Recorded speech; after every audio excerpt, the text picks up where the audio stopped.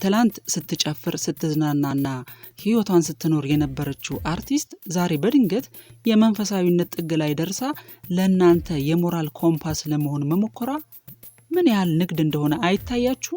ጌታን መቀበል ለእነዚህ ሰዎች ልክ እንደ አዲስ ዕቃ መግዛት ነው።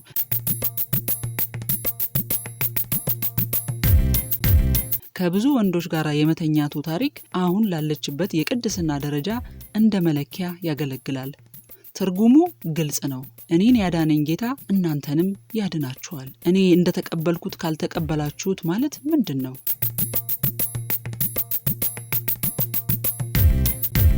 ሰሞንኛው የዘሪቱ ከበደ አነጋጋሪ ጉዳይ በተለያዩ ሰዎች አስተያየት እየተሰጠበት ይገኛል። ከልጅነት ወደ ልጁነት የሚል መጽሐፍ በቅርቡ ለአንባቢያን ማቅረቧ ይታወሳል። በመጽሐፉ ላይ ግለ ታሪኳን፣ የሙዚቃ ህይወቷን፣ እምነቷን፣ አስተሳሰቧን ሁሉ ገልጻበታለች። ከዚህ ውስጥ እየተመዘዙ መነጋገሪያ የሆኑ ርዕሰ ጉዳዮች አሉ። በተለይም ደግሞ ይህን ሰሞን ማህበራዊ ሚዲያውን እያነጋገረ የሚገኘው በተለይ በግል ህይወቷ፣ በትዳር ህይወቷ ከፍቅር ስሜት ጋር በተያያዘ የገለጸችው ሀሳብ ነው። ከብዙ ወንዶች ጋራ ተኝቻለሁ ብላለች።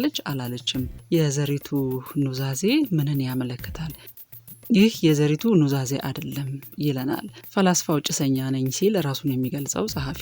የዘሪቱ ኑዛዜ ይልቁንም የግብዝነት ቲያትር ነው። ከጀርባው ስትራቴጂው የመጀመሪያው ጉዳይ ሃይማኖታዊ ነው። ይሄኛው መንገድ ተከተሉ፣ እኔ ነጽቼበታለሁ፣ የመጣሁበት መንገድ፣ የነበርኩበት ህይወት ስህተት ነው፣ ስለዚህ አሁን ትክክለኛ መንገድ ላይ ነኝ በማለት አሁን ያለችበትን ሃይማኖቷን እንደምታስተዋውቅ ይናገራል።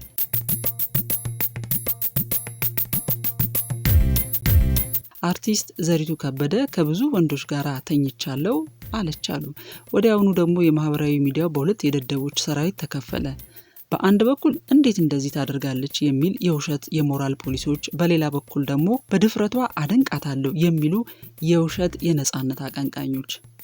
እኔ ግን ከዚህ ሁሉ የጩኸት ትርምስ ጀርባ ቆሜ እውነታውን ስመለከት የማየው አንድ ነገር ብቻ ነው። በጥንቃቄ የተደራጀ ስሌት የተሞላበት የሃይማኖት የገበያ ስትራቴጂ። ይህ ኑዛዜ አይደለም። ይህ የምርት ማስታወቂያ ፕሮዳክት ላውንች እንጂ። እስቲ የውሸት የድንጋጤ ጭንብላችሁን አውልቁና የዚህን የግብዝነት ቲያትር ደረጃዎች አንድ በአንድ እንመርምረው።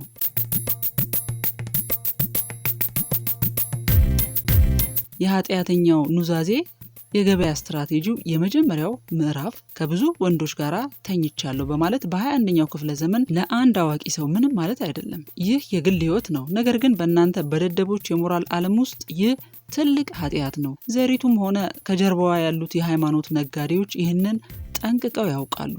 ለምን አሁን? ለምንስ በመጽሐፍ? ምክንያቱም የቀድሞ ኃጢአት ለአዲሱ የመንፈስ ቅዱስ ምርጥ ማስታወቂያ ነው። እንዴት ያለ ጨለማ ውስጥ ነበረች! ጌታስ እንዴት ከዚህ አወጣት የሚለውን የሽያጭ ትረካ ለመገንባት የጨለማው ታሪክ ያስፈልጋል። የእሷ ውድቀት ለጌታ የምትሰጡት ዋጋ እንዲጨምር የሚደረግ የገበያ ስሌት ነው።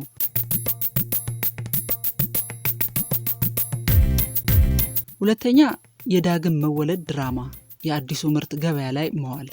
ይህ ነው የጨዋታው ሁለተኛውና ዋነኛው ክፍል። ከብዙ ወንዶች ጋር የመተኛቱ ታሪክ አሁን ላለችበት የቅድስና ደረጃ እንደ መለኪያ ያገለግላል።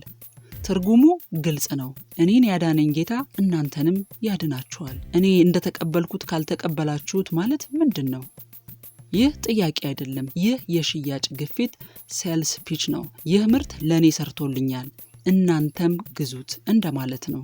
ትላንት ስትጨፍር ስትዝናናና ህይወቷን ስትኖር የነበረችው አርቲስት ዛሬ በድንገት የመንፈሳዊነት ጥግ ላይ ደርሳ ለእናንተ የሞራል ኮምፓስ ለመሆን መሞከሯ ምን ያህል ንግድ እንደሆነ አይታያችሁ? ጌታን መቀበል ለእነዚህ ሰዎች ልክ እንደ አዲስ ዕቃ መግዛት ነው። መጀመሪያ በነበረው ህይወት ችግር እንዳለ ያሳምኑሃል፣ ከዚያም መፍትሄውን ይሸጡልሃል።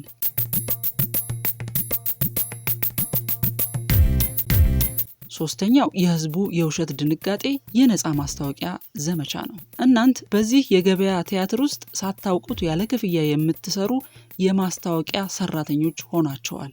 እናንተ ደግሞ በዚህ የገበያ ቲያትር ውስጥ ሳታውቁት ያለ ክፍያ የምትሰሩ የማስታወቂያ ሰራተኞች ሆናቸዋል። እንዴት አታፍርም እያላችሁ ስትጮሁ ለመጽሐፏ ማስታወቂያ እየሰራችሁላት ነው። ድፍረቷ ይገርማል እያላችሁ ስታጨበጭቡ ለአዲሱ ምርቷ ማለትም ለዳግም መወለዷ ተአማኒነት እየሰጣችሁ ነው። የሷ የግል ህይወት የናንተ ጉዳይ አልነበረም። ነገር ግን እሷ ራሷ የግል ህይወቷን ወደ የህዝብ ፍጆታ ምርት ቀይራ ለሃይማኖታዊ ንግዷ መነሻ አደረገችው።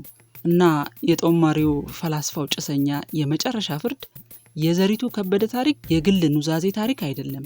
ይህ አንድ ሰው የግል ህይወቱን ስሜቱንና ኃጢያቱን ሳይቀር እንዴት ወደ ገንዘብና ተጽዕኖ መቀየሪያ ማሽን ይለውጥ የሚለውን አስደንጋጭ የግብዝነት ምሳሌ ነው። ችግሩ ዘሪቱ ከብዙ ወንዶች ጋር መተኛቱ አይደለም። ችግሩ ይህንን የግል ጉዳይ ለሃይማኖታዊ ፕሮፓጋንዳና ለገበያ ትርፍ መጠቀሟ ነው።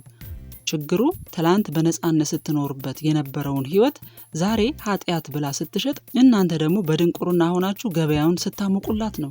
ስለዚህ መደናገጣችሁንና ማጨብጨባችሁን አቁሙ። አሁን የሞራል ጉዳይ አይደለም፣ ይህ የቢዝነስ ጉዳይ ነው። እናም በዚህ ቢዝነስ ውስጥ እናንተ ደንበኞቹ ብቻ ሳትሆኑ የግብይቱ ዋናው ምርት ራሳችሁ ናችሁ።